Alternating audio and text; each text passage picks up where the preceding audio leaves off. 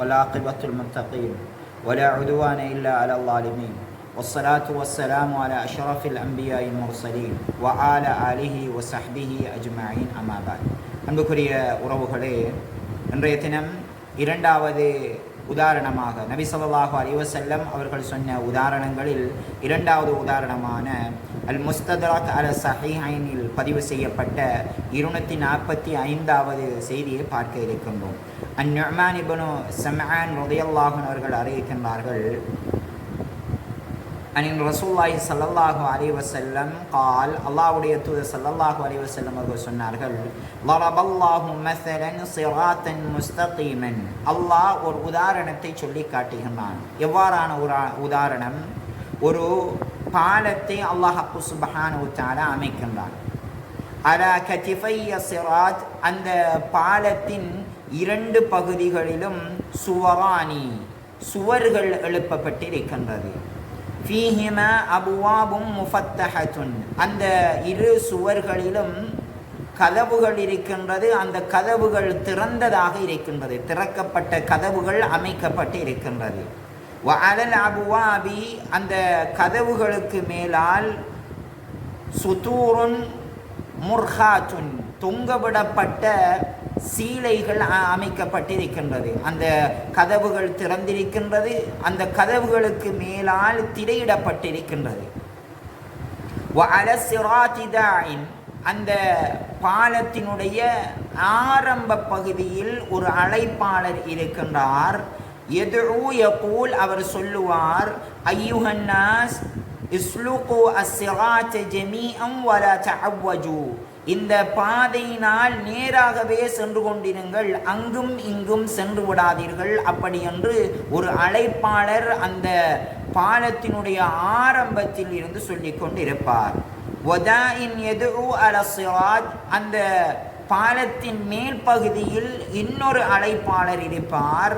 ஃபைதா அராத அஹதுக்கும் ஃபதஹ ஷைஇன் மின் தில்கல் அப்வாப், அந்த கதவுகளிலிருந்து ஏதாவது ஒன்றுடைய திரையை அகற்றி பார்க்க வேண்டும் என்று உங்களில் யாராவது ஒருவர் விரும்பினால் அந்த அழைப்பாளர் சொல்லுவார், கால வைஹக், உனக்கு நாசம் உண்டாகட்டும், லா தஃப்தஹு ஃபஇன்னக இன் ஃபதஹ்தஹு தலிஜஹு, நீ அந்த திரையை அகற்றி பார்த்தால் அதனுள் நீ நுழைந்து விடுவாய், ஒரு காலமும் அதிலிருந்து வெளியேற மாட்டாய், அப்படி என்று சொல்லுவார். ஃபஸ்ஸிராத்து, அந்த பாலம் என்பதுதான் அல் இஸ்லாம், மார்க்கம் ஆகும். வஸ்ஸுதூர், அந்த திரைதான் ஹுதூதுல்லாஹ், அல்லாஹ்வினுடைய எல்லை ஆகும்.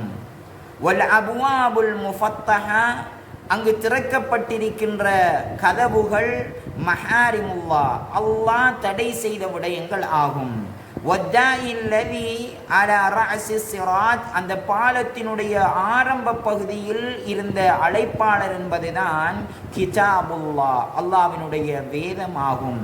வத்தாஇ மின் ஃபௌக், அந்த பாதையின் அந்த பாலத்தின் மீது நின்ற அந்த அழைப்பாளர் தான் வாயிலுல்லாஹி யذ்குரு ஃபீ கல்பி குல்லி முஸ்லிமின், ஒவ்வொரு முஸ்லிமுடைய உள்ளத்திலும் ஏற்படுகின்ற அல்லாஹ்வினுடைய எச்சரிக்கை ஆகும். அப்படி என்று அல்லாஹ்வுடைய தூதர் ஸல்லல்லாஹு அலைஹி வஸல்லம் அவர்கள் இஸ்லாத்தையும் அதனுடைய வேதத்தையும் அதே போன்று அது அமைக்கப்பட்டிருக்கின்ற விடயத்தையும் ஒரு பாலத்தை கொண்டு உதாரணம் காட்டினார்கள். எவ்வாறு ஒரு பாலம் அமைக்கப்பட்டிருக்கின்றது, அந்த பாலத்தின் இரு பக்கங்களிலும் சுவர்கள் கட்டப்பட்டிருக்கின்றது, அந்த சுவர்களில் திறக்கப்பட்ட கதவுகள் இருக்கின்றது, அந்த திறக்கப்பட்ட கதவுகளுக்கு மேலால் திரை ஒன்று போடப்பட்டிருக்கின்றது, ஒவ்வொரு கதவுகளுக்கும் திரை போடப்பட்டிருக்கின்றது. அதனால் மக்கள் நடந்து கொண்டு செல்கின்ற பொழுது ஒருவர் சொல்லுவார், மக்களே அங்கு மூடப்பட்டு அங்கு திறக்கப்பட்டு திரை போடப்பட்டிருக்கின்ற கதவுகளை எட்டி பார்த்து விடாதீர்கள், நேராக சென்று விடுங்கள், அப்படி என்று அவர் சொல்லிக் கொண்டிருப்பார். இன்னொருவர் யாராவது அதனை திறந்து பார்க்க வேண்டும் என்று ஆசைப்பட்டால், மனித பண்புகளில் ஒன்று, ஒரு கதவு திறக்கப்பட்டிருக்கின்றது, அது திரை போடப்பட்டிருக்கின்றது, ஏதோ ஒன்று அதிசயமாக அதனுள் இருக்கும் என்று விட்டு எட்டி பார்ப்பது என்பது மனித குணம். இவ்வாறு யாராவது அதை திறந்து எட்டி பார்க்க எத்தனித்தால் அந்த அழைப்பாளர், இரண்டாவது அழைப்பாளர் சொல்லுவார், திறந்து விடாதே, திறந்தால் அதனுள் நீ சென்று விடுவாய், அப்படி என்று என்ன செய்வார், சொல்லுவார். சொல்லிவிட்டு அல்லாஹ்வுடைய தூதர் ஸல்லல்லாஹு அலைஹி வஸல்லம் அவர்கள் அழகாக சொல்கின்றார்கள், அந்த பாலம் என்பதுதான் இஸ்லாம் ஆகும். அந்த பாலம் இஸ்லாம் ஆகும். இரண்டு பக்கங்களிலும் திறந்ததாக வைக்கப்பட்டிருக்கின்ற அந்த கதவுகள் ஹுதூதுல்லாஹ், அல்லாஹ்வினுடைய எல்லையாகும். இதுதான் அல்லாஹ்வினுடைய எல்லை. இந்த எல்லையை நீங்கள் தாண்டி சென்று விடக்கூடாது. அதில் இருக்கின்ற திரை மஹாரிமுல்லாஹ், அல்லாஹ் தடை செய்தவை ஆகும். அதை திறந்து ஒரு மனிதன் நுழைந்து விட்டால் அவன் அல்லாஹ்வினுடைய எல்லையையும் மீறிவிட்டான், அதே போன்று ஹராத்தையும் செய்வதற்கு அவன் ஆரம்பித்து விடுவான் என்று விட்டு அல்லாஹ்வுடைய தூதர் ஸல்லல்லாஹு அலைஹி வஸல்லம் அவர்கள் இரண்டு அந்த அழைப்பாளரை பற்றியும் சொல்கின்றார்கள்.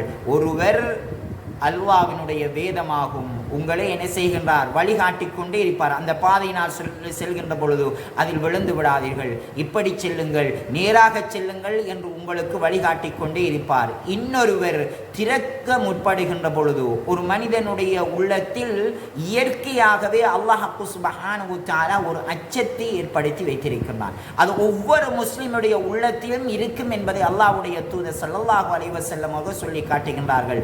வாஇல்லாஹு அல்லதி யذ்குரு ஃபீ கல்பி குல்லி முஸ்லிம், ஒவ்வொரு முஸ்லிமினுடைய உள்ளத்திலும் ஆழ பதிந்திருக்கின்ற அல்லாஹ்வினுடைய எச்சரிக்கை அது ஆகும்.